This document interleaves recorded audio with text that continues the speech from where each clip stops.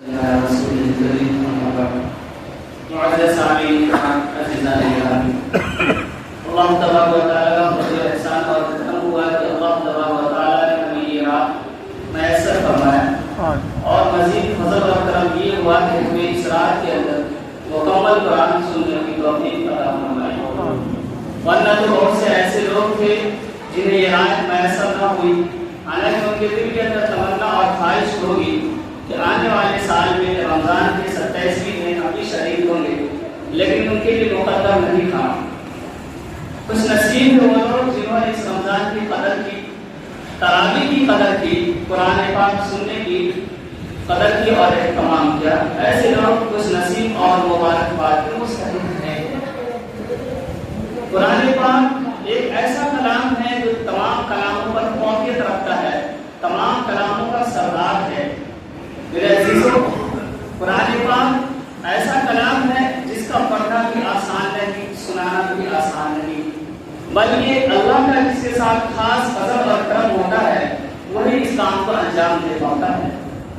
ورنہ دنیا کے اندر بہت سے ایسے لوگ ہیں، مالدار ہیں، پیسے والے ہیں، لیکن ان کو یہ چیز میسر نہیں ہوتی، ان کے تقدیر میں یہ فیصلہ نہیں ہوتا، بلکہ اللہ جس کے ساتھ خیر کا معاملہ کرتا ہے، فضل کا معاملہ کرتا ہے، اسی کو یہ چیز نصیب فرماتا ہے۔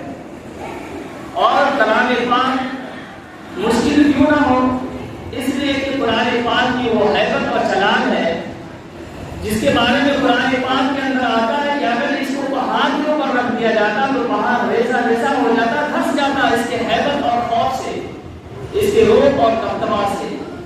لیکن اللہ تبارک و تعالیٰ نے اپنے حبیب سرکار دو عالم صلی اللہ علیہ وسلم اس کے اثر کو نازل فرمایا اور آپ صلی اللہ علیہ وسلم کے واسطے سے اس امت کو عطا فرمایا۔ میرے عزیزوں، قرآن پاک پڑھنا پڑھانا یہ ایک خیر کی چیز ہے، اور اللہ کے رسول صلی اللہ علیہ وسلم نے فرمایا خیرکم من تعلم القرآن وعلمہ، تم میں سب سے بہترین شخص وہ ہے جو قرآن پڑھے اور پڑھائے، قرآن سیکھے اور سکھائے۔ تو پتہ یہ چلا کہ امت کے اندر کون سے شخص افضل اور بہتر ہے؟ جو قرآن پڑھتے ہیں، پڑھاتے ہیں۔ آج انسان اپنی اولاد کو دنیا دار بنانے کی کوشش کرتے ہیں، محنت کرتے ہیں، رات و دن لگ کر یہ کوشش کرتے ہیں کہ میرا بیٹا ڈاکٹر بن جائے، انجینئر بن جائے، کلکٹر بن جائے، لیکن انہیں یہ فکر نہیں ہوتی کہ میرا بیٹا ایک دیندار بن جائے، ایک حافظ قرآن بن جائے، عالم علم بن جائے۔ یہ نہیں، ہمارے اندر اس چیز کی بہت زیادہ کمی ہے، جبکہ حافظ قرآن کا مرتبہ اللہ کے رسول صلی اللہ علیہ وسلم نے فرمایا کہ کل قیامت کے دن میدان محشر میں اللہ تبارک و تعالیٰ ان کے والدین کو ایسا تاج پہنائیں گے کہ سورج سے زیادہ چمکدار ہوگا۔ کیسا تاج ہوگا؟ سورج سے زیادہ چمکدار ہوگا۔ دنیا کے اندر سورج نکل جائے تو پوری دنیا کی روشن ہو جاتی ہے، اور بتائیں کہ اب اس انسان کے سر پر اللہ تبارک و تعالیٰ سورج سے بھی زیادہ روشن اور چمکدار تاج پہنائے گا تو اس انسان کی عظمت کا کیا حال ہوگا، لوگوں کے سامنے اس کی عظمت اور قدر کی کیا حالت ہوگی۔ اس لیے ہر انسان کو چاہیے، اولاد صاحب اولاد کو چاہیے کہ اپنی اولاد کو حافظ قرآن بنائے۔ اللہ کے رسول صلی اللہ علیہ وسلم نے مزید فرمایا کہ حافظ قرآن کو اللہ تبارک و تعالیٰ میدان محشر کے اندر یہ اختیار دیں گے۔ کیا اختیار دیں گے؟ کہ 10 ایسے لوگوں کو جنت کے اندر لے جاؤ جو جہنم کے مستحق ہو چکے ہیں، جس کا فیصلہ ہو چکا ہے کہ جہنم میں جائے گا، لیکن حافظ قرآن کو اللہ تبارک و تعالیٰ یہ اختیار دے گا کہ تمہیں یہ اختیار ہے کہ تم 10 ایسے افراد کو جنت کے اندر لے جاؤ جو جہنمی ہو چکے ہیں۔ بتائیے کتنا بڑا اعزاز ہے حافظ قرآن کو کہ اللہ تبارک و تعالیٰ نے انعام دیا۔ اور تیسرا انعام کیا ہے حافظ قرآن کو؟ خاص یہ حافظ قرآن کے ساتھ ہوگا کہ قرآن کی آیت پڑھتا جا اور جنت کے درجوں پہ چڑھتا جا، پڑھتا جا اور جنت کے درجوں پہ چڑھتا جا، اور پڑھ ٹھہر ٹھہر کے ایسا جیسا کہ وہ دنیا میں قرآن پڑھا کرتا تھا۔ تو یہ اعزاز کسے ہوگی؟ حافظ قرآن کو۔ دنیا کے اندر اگر کوئی انسان اپنی اولاد کو نیک بناتا ہے تو وہ انسان دنیا سے چلا جاتا ہے، پھر اس کے خاتے میں کیا ہے؟ نیکیاں چلتی رہتی ہے۔ اللہ کے رسول صلی اللہ علیہ وسلم نے فرمایا کچھ اعمال کے بارے میں کہ ایسے عمل ہیں جو انسان دنیا سے چلا جاتا ہے، پھر اس کا کیا ہے؟ ثواب چلتا साथ नेक औलाद का होना। और कैसी औलाद का? नेक औलाद का होना। अगर कोई शख्स है उसने अपनी औलाद की तरबियत अच्छी की है और उसके जरिए अल्लाह तबारक व तआला ने उसकी औलाद को नेक बना दिया, हाफिज कुरान बना दिया, आलिम दीन बना दिया, तो जाहिर सी बात है वो औलाद कुरान की तिलावत करेगी, दीन का काम करेगी और फिर अपने वालिदैन को सवाब क्या है भेजा करेगी, अल्लाह से दुआ फरियाद क्या करेगी कि अल्लाह मेरे वालिदैन के कब्र को मुझसे मंजूर फरमा। चुनांचे रिवायत के अंदर आता है एक वाक़या बयान किया जाता है कि एक शख्स ने ख्वाब के अंदर देखा कि एक आदमी है, उसके अंदर उसके पास एक थैला है और उस थैले के अंदर छोटे छोटे पॉकेट है और वो पॉकेट उसमें से निकालता है और कब्र में से रूह निकलती है उसे देता है। लिहाजा कई रूहें कब्र से निकलती है और हर एक को पॉकेट देता जाता है, लेकिन वही एक देखता है कि एक शख्स ऐसा है जो वसीला कमरे में फटा सीधे कमरे में बैठा हुआ है और रंज और गम के अंदर मुबतला है। तो पूछता है बांटने वाले से कि ये बताओ कि ये शख्स क्यों अफसरदा है, गमज़दा क्यों है और ऐसी हालत क्यों है इसकी? तो बताता है कि मुझे, यानी जो गमज़दा होता है वो बताता है कि मुझे 9 साल हो चुके हैं यहाँ आए हुए, कितना 9 साल हो चुके हैं, लेकिन मुझे अब तक किसी ने कोई नेकी नहीं की, किसी ने मेरे लिए कोई कार्य खैर नहीं किया दुनिया के अंदर। और ये जितने अफराद हैं जिनको ये मिल रही है ये कार्य खैर है, इनके औलाद ने, इसके माँ बाप ने, भाई बहन ने, जो भी है इनके जाने वाले, इनके लिए कार्य खैर किया, सवाब का काम किया और वो सवाब इन्हें मिल रहा है। अगर हम भी अपनी औलाद को कोशिश करेंगे कि नेक बने, उनके पीछे लगकर उन्हें तरबियत अच्छी करेंगे, तो इंशाअल्लाह ये औलाद हमारे लिए कब क़यामत के दिन भी इज्जत और शराफत का जरिया बनेगी और मरने के बाद भी हमारे लिए सवाब का जरिया बनी हुई रहेगी।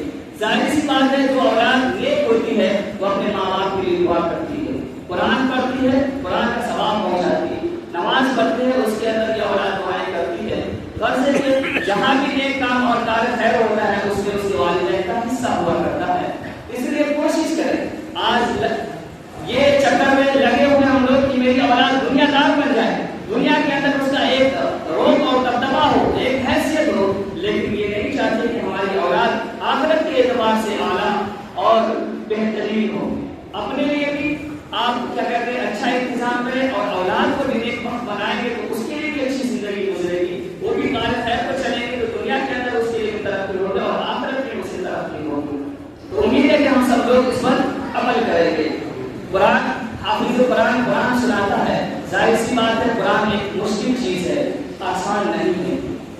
कुरान पढ़ाने के अंदर बहुत सी मर्तबा गलती आ जाती है और बहुत सी मर्तबा इंसान भूल जाता है।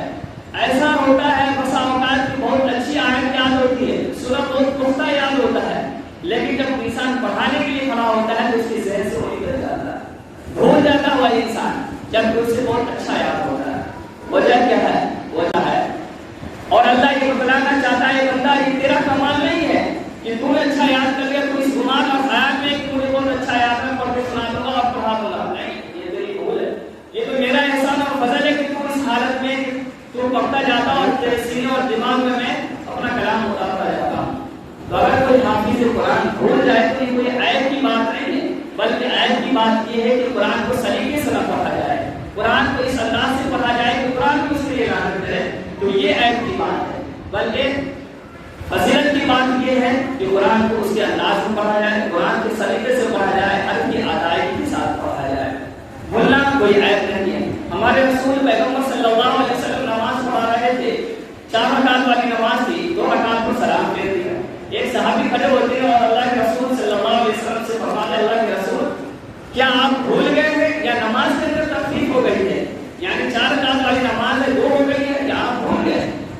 अल्लाह के नबी करना है ऐसा कुछ भी नहीं हुआ, लेकिन दूसरी साल भी करना है अल्लाह के नबी कुछ हुआ है।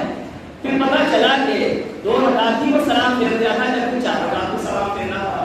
फिर अल्लाह के रसूल सल्लल्लाहु अलैहि वसल्लम ने फरमाया कि मैं भी एक इंसान हूँ, मैं भी इंसान हूँ, मैं भी भूल गया। तो ये तो इंसान के अंदर फितरत है भूलने की। हमारे बाबा आदम अलैहिस्सलाम ही जब भूल गए, उनके अंदर भूलने की ये चीज थी, तो हम तो उसकी औलाद है, तो ये कोई ऐब की बात नहीं। लिहाजा कोई हाफिज कुरान पढ़ाता है और वो भूल जाता है तो उसको ऐब नहीं समझना चाहिए, उनको غلط نگاہ سے نہیں دیکھنا چاہیے. وہ ایک حافظ قرآن ہی جانتا ہے کہ قرآن پڑھانا سنانا کتنا مشکل کام ہوتا ہے, یاد کرنا کتنا مشکل کام ہوتا ہے. لیکن اس نصیب میں ایسے حافظ قرآن جو تراویح پڑھاتے ہیں, قرآن پڑھ کر لوگوں کو سناتے ہیں. آج جو حافظ قرآن تراویح کے اندر مکمل کیا ہے, ان سے مجھے کتنا انہیں خوشی حاصل ہو رہی ہے, انہیں ان کے والدین کو کتنی خوشی حاصل ہو رہی ہوگی. ظاہر سی بات ہے, اللہ کا کلام ہے, انہوں نے محنت اور مشقت کر کے اللہ کے فضل اور کرم سے انہوں نے مکمل کیا, سنایا, آپ کے سامنے پیش کیا. اور قرآن کی فضیلت ایک یہ بھی ہے کہ اللہ کے رسول صلی اللہ علیہ وسلم نے فرمایا ایک حرف کے بدلے 10 نیکیاں ملتی ہے. کتنا؟ ایک حرف کے بدلے 10 نیکیاں ملتی ہے. ایک حرف کیسے؟ جیسے الف لام میم, اس کے اندر 3 حرف ہے, الف لام میم, تو 30 نیکیاں. اور حضرات فرماتے نہیں, اس کی باریکیاں بیان کرتے ہیں کہ الف کے اندر 3 حرف ہے. الف جب لکھا جائے گا تو اس کے اندر کتنے حرف آئیں گے؟ 3 حرف آئیں گے. لام جب لکھا جائے گا تو اس کے اندر 3 حرف آئیں گے. اور میم جب لکھا جائے گا, میم یا میم, 3 حرف آئے گا. تو بتاتے ہیں الف لام میم کے اندر 90 نیکیاں ملے گی. کتنی فضیلت کی چیز ہے. اگر کوئی انسان قرآن پڑھتا ہے تو ایک حرف پر 10 نیکیاں ملتی ہے. یہ تو واضح بات ہے کہ ایک حرف پر 10 نیکیاں. اور بتایا جاتا ہے کہ قرآن کے اندر تقریباً اس بات پر سب کا اتفاق ہے کہ 3 لاکھ حرف ہے اس کے. کتنے؟ 3 لاکھ, اور اس سے زیادہ کی پاس قول ہے. تو اب بتائیں کہ اگر آپ قرآن سنتے ہیں اور 3 لاکھ حرف آپ نے سنا تو کتنے جانے کی آپ کے لیے. علامہ غزالی رحمۃ اللہ علیہ کے متعلق ہے کہ وہ فرماتے ہیں کہ جب انسان نماز کے اندر قرآن پڑھتا ہے تو ایک حرف پر 100 نیکی ملتی ہے. کتنی نیکی ملتی ہے؟ ایک حرف پر 100 نیکی ملتی ہے. حرم میں جب نماز پڑھتا ہے تو, اور اگر بیٹھ کر نماز پڑھتا ہے اور اس کے اندر قرآن کی تلاوت کرتا ہے تو ایک حرف پر 50 نیکیاں ملتی ہے. اور اگر نماز کے علاوہ پڑھتا ہے تو ایک حرف پر 10 نیکیاں ملتی ہے. آپ نے ماشاءاللہ قرآن پاک آپ نے نماز کے اندر پڑھی. خوش نصیب ہے وہ لوگ جنہوں نے رمضان کے روزے کی قدر کی اور تراویح کا اہتمام کیا.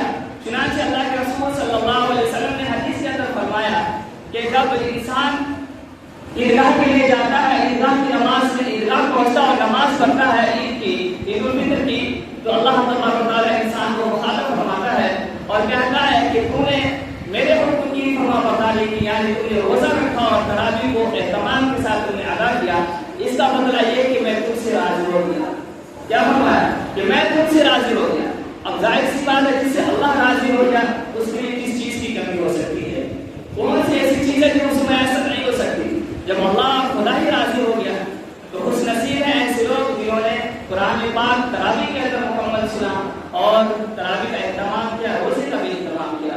لیکن کم نصیب ہے وہ انسان جنہیں یہ مقدس مہینہ ملا لیکن انہوں نے اس مہینے کی قدر نہ کی, اہتمام نہیں کیا.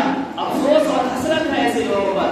اللہ کے رسول صلی اللہ علیہ وسلم نے فرمایا کہ جبرائیل علیہ السلام آ کر فتویٰ دیتے ہیں کہ ایسے لوگ اب ہلاک ہو جائے, برباد ہو جائے جن کو ایک مقدس مہینہ رمضان کا مقدس مہینہ ملے اور اس مہینے کے اندر اپنی بخشش نہ کروائے, اللہ کے سامنے رو رو کر اپنے گناہوں کی بخشش نہ کروائے. اللہ کے رسول صلی اللہ علیہ وسلم نے فرمایا آمین, یعنی مہر لگا دیا کہ ایسا ہی ہو, تباہ اور برباد ہو جائے, ہلاک ہو جائے. جبکہ ہمارے رسول پیغمبر صلی اللہ علیہ وسلم بہت زیادہ شفیق کی صورت تھے, بہت زیادہ مہربان, بہت زیادہ غمخوار, بہت زیادہ ہمدرد. لیکن اللہ کے نبی یہاں کیا کہہ رہے ہیں؟ ہلاک ہو جائے, برباد ہو جائے, اس کو مہر لگا ہے.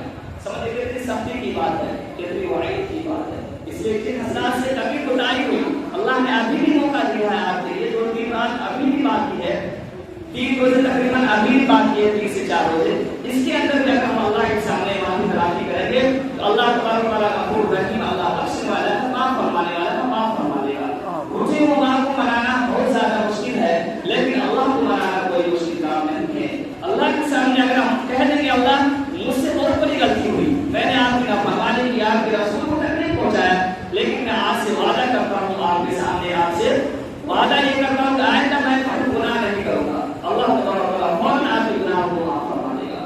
امید ہے کہ ہم سبھی لوگ اس بات پر توجہ دیں گے اور اپنی اولادوں کو نیک اور حافظ قرآن بنانے کی کوشش کریں گے.